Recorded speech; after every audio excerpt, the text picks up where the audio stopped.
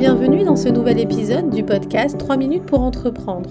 Je suis Émilie Attard, je suis formatrice consultante en création et développement d'entreprises et j'ai fondé la communauté des entrepreneurs. Aujourd'hui, je réponds à la question, c'est quoi le personal branding ?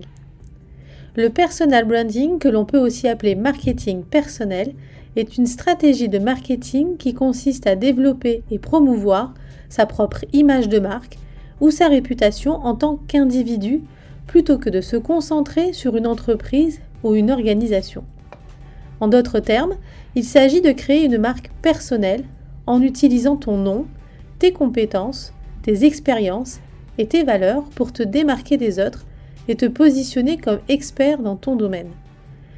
Le personal branding peut se développer au travers de différents éléments tels que la création d'un site web personnel qui va raconter ton histoire, l'utilisation des médias sociaux pour promouvoir ton image de marque au quotidien, la participation à des événements de réseautage pour faire parler de toi, pour faire connaître ton histoire, tes expériences et la création de contenus tels que des blogs, des vidéos, des livres ou des podcasts pour renforcer ta crédibilité et ta visibilité en ligne.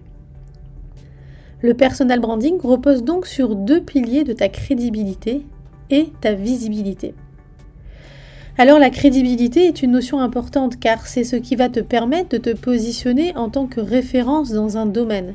Tu vas ainsi prouver ta légitimité en tant que personne dans un domaine particulier.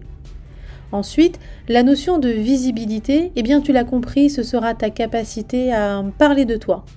Et oui, pour développer une stratégie de communication basée sur le personal branding, il ne faut pas craindre de parler de toi. Je dirais même que ce doit être central. Tu dois pouvoir, dans n'importe quelle circonstance, raconter ton histoire, tes expériences, parler de tes ressentis, de tes émotions, donner ton avis. Et très franchement, parler de soi peut être un exercice difficile pour certaines personnes.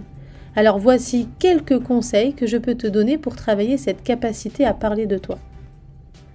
Tu dois d'abord identifier tes points forts pour les mettre en avant.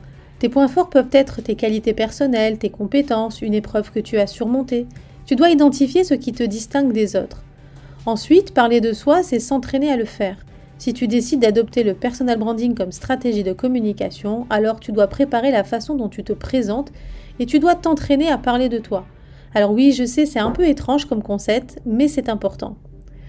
Le personal branding, pour qu'il fonctionne, doit être authentique.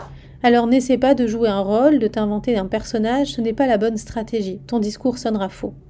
Parler de soi dans une stratégie de marketing personnel, c'est trouver le sujet qui te correspond, un sujet spécifique, et non pas parler de généralité. Parler de soi, c'est aussi écouter les autres, poser des questions, s'intéresser aux autres, parcours de vie.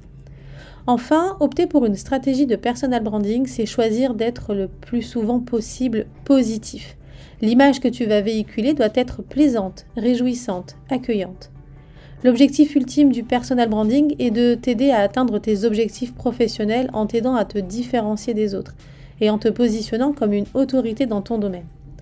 Ce podcast a pour vocation de te permettre de développer ton projet entrepreneurial. Alors si tu te poses des questions, s'il y a des sujets qui t'intéressent, je te propose de les noter en commentaire, je me ferai un plaisir d'y consacrer un épisode.